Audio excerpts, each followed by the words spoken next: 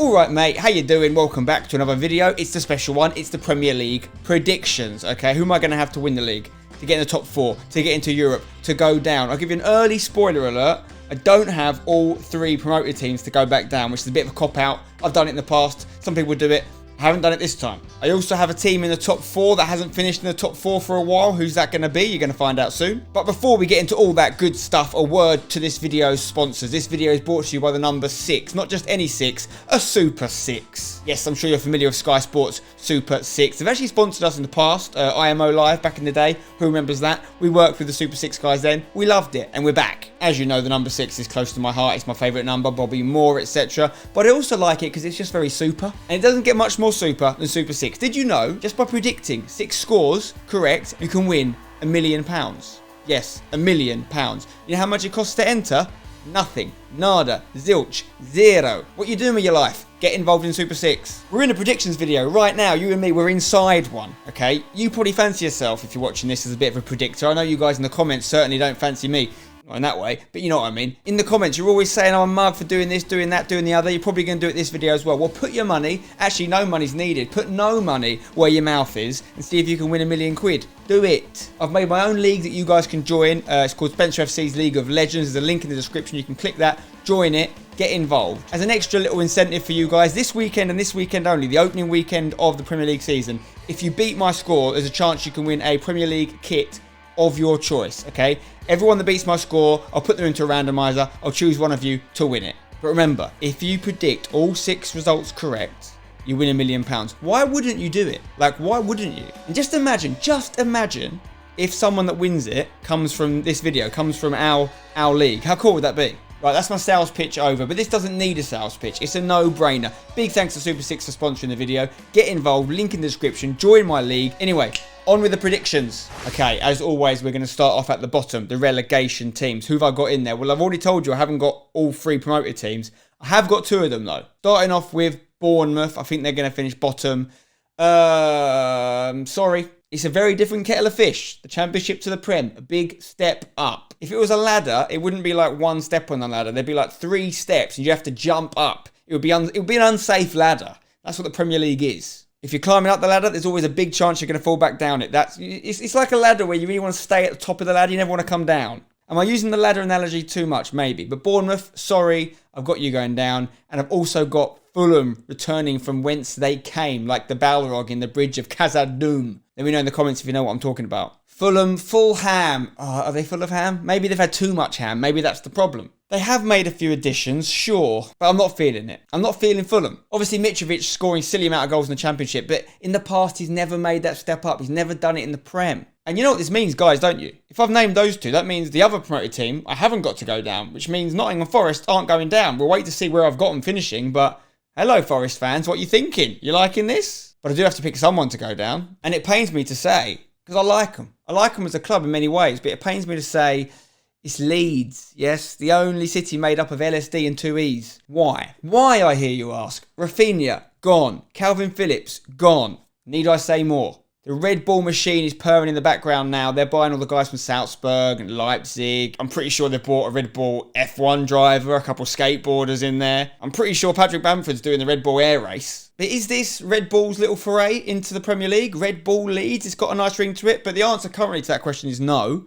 There is no direct link with Red Bull and Leeds. Obviously, you've seen the manager come over. Jesse Marsh, he knows a lot about the Red Bull players. He's worked within the Red Bull environment. So that's really what's happening here. But there has always been links between Red Bull and Leeds traditionally. We're going off topic. I just don't fancy them without those 2 players. Brendan Aronson, for example, they brought in. He actually looks all right. He did a great little assist in them for a friendly the other day. And obviously, he's played a fair bit for America. But it's a lot of people coming in with no Premier League experience. It's the manager's first full season in the Prem.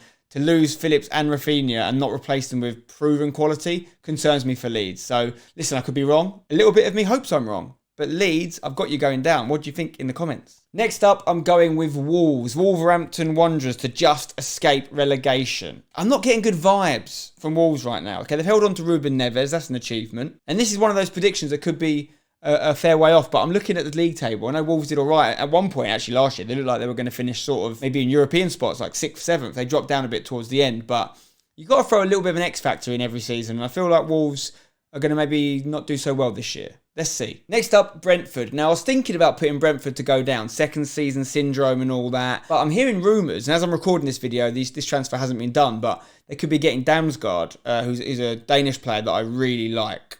And obviously, they've lost Eriksson. They had him for a little bit last year. Damsgaard will come in as a younger, ready replacement. But I still look at that Brentford team, and I think they overachieved last year. And I feel like that's got to be stabilised at some point. So I've got them finishing fairly low this season. Next up is where I'm going with Nottingham Forest. 15th would be a great achievement for their first season back in the Premier in a long old time. Forest fans, you'd take this, surely. You shake my hand right now on this deal. Shake it. Shake it. They've actually bought a lot of players. Some really exciting players. Obviously, they've got Jesse Lingard and the free transfer as well. Am I bitter about that? No, actually. A lot of West Ham fans fuming, but I think we had the best of him a couple of years ago now, and I don't think he'll find that form. And I think we've got players in those areas, and I'm more happy to see other transfers we've made. But anyway, enough about West Ham for now. I fancy Forest. My only concern for Forest is the amount of players they've brought in. I remember Fulham did this a few years ago. It looked like they did some really good business, spent like 100 million, still went down. But I think Forest have maybe got some astute signings in there. I like Williams as well, Nico Williams from Liverpool. I think that's a decent addition. The downside, though, is that they lost Spence, didn't they? The right back. He's gone to Spurs. He was on loan with them last year. We'll see. We'll see with Forest. This could be a poor one. They could finish dead bottom. They could even do a little bit better than 15th. I feel like there's always one team that does okay coming up. And I'm going with Forest this year. 14th position, I've gone with Everton. Now, I didn't know what to do with Everton because on one hand, I'm like, they've lost Richarlison. That's a big loss for them. But it'll be Frank Lampard's first full season. And I like Frank Lampard as a man more than I think I like him as a manager. Like, I don't think he's quite proved himself as a manager yet. But I think he can, and I really like him. But I wonder if my heart's leading my head a little bit on this one. Like, I want Frank Lampard to do well. Got Tarkowski in. Not a bad centre-back addition, obviously, from relegated Burnley. Also got Dwight McNeil in. That could be a nice little addition. That's kind of why I didn't have him doing any worse, because I think McNeil could hit the ground running. Crucial for them is Calvert-Lewin playing a lot of games, because without him, they're going to struggle for goals. So I think they're not going to be as good as they probably aim to be and want to be, and where they should be with the money they've spent over the last 5-6 years. But I've got them to be safe. In 13th, Brighton. Now, Brighton have lost Basuma. Okay, they could still lose Cucurella as well at fullback. They're big losses, but you've got to be careful when it comes to predicting Brighton. I've learned this lesson many times.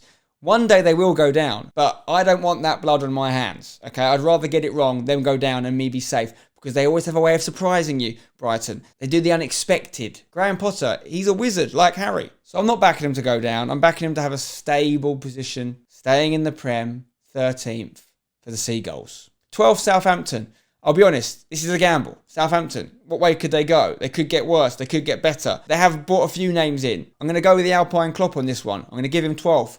Would they be happy with that? I think that's probably about right, isn't it, Southampton fans? Am I doing you a disservice? You'd be happy with 12th, wouldn't you? They could be another team that struggles. There's only so many that can struggle, obviously, but there's a couple on the cusp where I think, could they be relegation fodder this year? I had them a bit lower down last year, so I'm trying to reset that a little bit this year. Likewise, Crystal Palace. Now, last year I had them, I can't remember if I had them in the zone or just outside the relegation zone, but I didn't think Patrick Vieira would do that well. And I held my hands up in the reactions video to last year's predictions and said I got it wrong. Vieira's got a bit about him, clearly. And they've got some nice players at Palace, particularly the wide men, the attacking players, Eze, Olise, obviously Zaha. Young defenders looking quite good, like Gueye and Mitchell. We're going to go with mid-table mediocrity for Palace. Nothing wrong with being mediocre, though. 10th position, Leicester. Now, they've done no business, okay? Apparently, Rodgers has been told, look, they can only spend what they make in sales. There could be some big sales still to come. The window's not closed yet. Could we see James Maddison leave? Could we see Fofana leave? Could we see Tielemans leave? If any of those three go,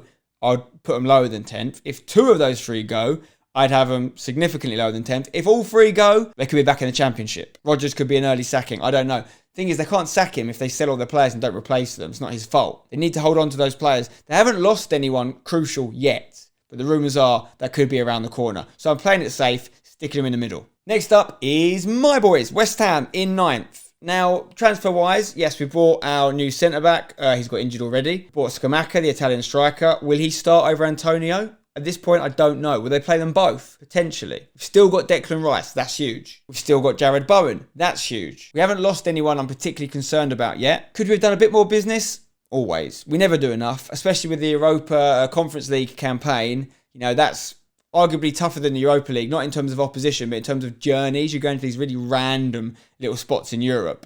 and it could take its toll, particularly if the players aren't motivated for it. Hopefully we will be. Like, we're not too big time to take the Conference League seriously. Certainly I'm not. I know some bigger teams, or like more commonly in Europe teams, have turned their nose up at it. I don't want us to do that. I want us to try and win it. You know, we came so close to winning the Europa League last year. Conference League should be achievable with this squad, I think. But it will make it harder. So 9th is not a bad achievement if you've got European campaign as well, particularly if we go deep into it like we did last year. So I'd probably take 9th if we get a cup run. 8th, you notice I haven't got them yet, but here they come, Newcastle. I think they're going to significantly improve this year. They haven't made loads of additions in the summer. Maybe we've got some more to come. They're linked with Maddison, of course. But I do like the Botman transfer. Nick Pope, solid goalkeeper. We know this. But the additions they brought in last year are going to have that little bit more time. You know, Bruno Guimaraes is going to be more comfortable. We'll see a bit more of Kieran Trippier. Eddie Howe so far has done a fine job. I think he'll kick on. I don't think they've done enough to challenge for European spots yet. If they get some big name transfers in the next few days and weeks, that could change. But as I see it right now, I think they're going to be going up in the world into 8th. 7th, I've got Aston Villa. Steven Gerrard, full season at the helm. Coutinho, obviously, is in there. Diego Carlos is a good addition at centre-back. People like Ramsey are going to be that little bit older, more experienced. He can kick on. It's an exciting team that Gerrard's put together here. And I think that was the genius of getting Gerrard at Villa, is the knowledge that he can attract players, and he's clearly done that. There's no way some of these guys like Carlos and Coutinho would have come to Villa if Gerrard wasn't there. I don't think so anyway. I expect them to kick on under Stevie G this year, and I think he's going to really prove himself as a good manager. And if he does get them like 7th or above, it might be enough for him to get a move somewhere else if he wants one. But yeah, I'm tipping Villa as my best of the rest, if you like. You know, outside of the traditional big 6 clubs who do make up my top 6 spots. We'll have to wait and see what order. I'm going with Villa as the best of the rest. Now, 6th place could annoy some people, could surprise some people. Maybe some of you will agree, though. Man United.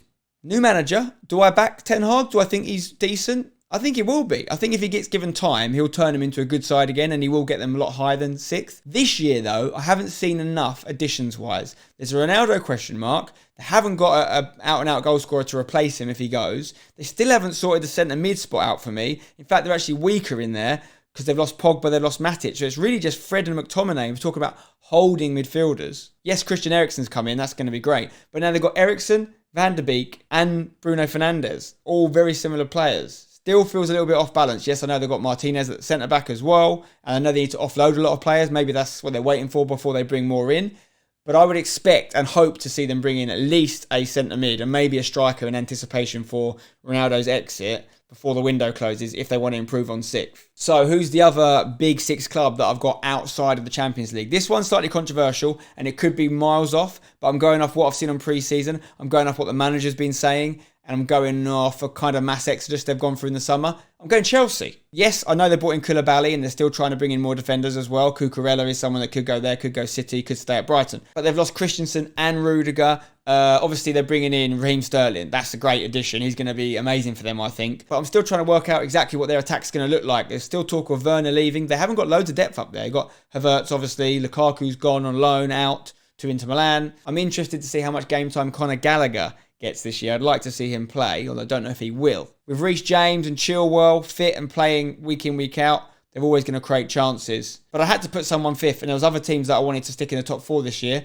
as you'll see. So Chelsea 5th. What do you think? I feel like I'm going to get pelters for this one in the comments. But what that does mean is I've got a team returning to the top 4, a team that was, you know, synonymous with always getting top 4 back in the day. That had trailed off a bit, but I think they're back. It's Arsenal. I really like the signings of Jesus and Zinchenko, both from City, of course.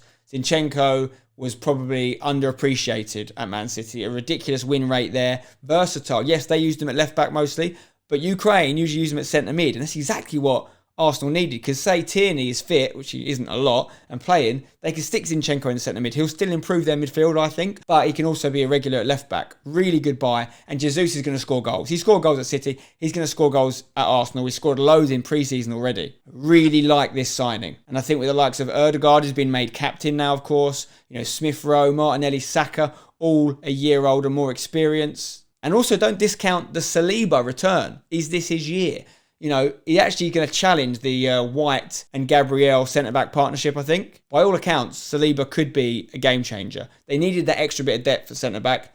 Maybe he'll provide it. So I like the Arsenal team. I think this could be the year they kick on. Young, hard-working under Arteta. There's an identity again to the way they play. It's an exciting time for an Arsenal fan, and you haven't been able to say that for a while. So I've got you finishing 4th. Remember, last year I had you finishing 5th, and everyone called me a mug in the comments for that, saying Arsenal were way off it. Well, remember what happened last year. So just bear with me on this one. I've got a feeling. The only difference is they're back in the Europa League this year, which will make it a bit harder because they didn't have any European football to distract them last year. So I have to go one way, and it was a difficult one actually for me, the top 6. Not the top 2, but the top 6 was hard. But that means in 3rd, as much as it pains me to say, as a West Ham fan, I'm going with Spurs, right? Conte, full season in charge, pre-season in, some nice additions, along with the ones he made last year, like Kulusevski and Bentancur.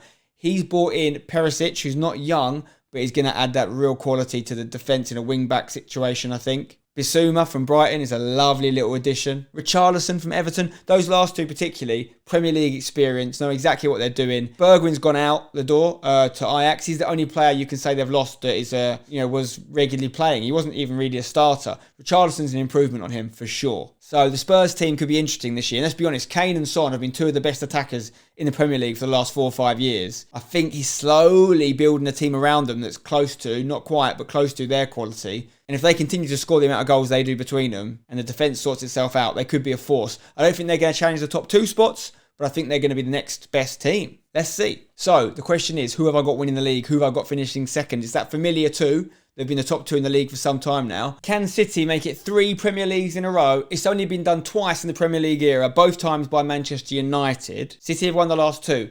Will they win it this time? I'm saying no, actually. This is so tight. I mean, there's always like a couple points at most between them. But I think, not just because of the mentality challenge of winning 3 in a row and keeping players motivated and the hunger of Liverpool, but I think they've got a very exciting team. I mean, Haaland coming in is great. He's going to score goals. Alvarez coming in, still a world-class team. But the loss of Sterling, he was a regular for them. Even Zinchenko, I think is going to be missed. Jesus as well, we mentioned. They've brought in Phillips. I would actually rather see Calvin Phillips go to Man United, where he'd have been played every week. He'd been a huge player for them. I don't even see him starting for City that much. I think he'll play in the Cup, the Champions League. But I don't think they're going to go with like a double pivot with Rodri and Phillips, unless they're going like an England setup. But England only do that with Rice and Phillips because we aren't really good enough to play with one CDM. But City are. They shouldn't be playing with 2. So I can't see Phillips starting more than 25 games this season across all competitions. Certainly not that many in the Prem. I could be wrong. I think Liverpool are going to have the added incentive to really go for it this year. Yes, they've lost Mane. Huge loss, we know. But Jota's been scoring a load of goals. Similar ratio in terms of Premier League goals to games that Mane had at Liverpool. Jota's already got that at Liverpool. You've got Luis Diaz, first full season. Of course, we've got the new lad, Darwin Núñez, who I think will score goals. I think him and Haaland are both going to do well this year. Definitely double figures for both of them.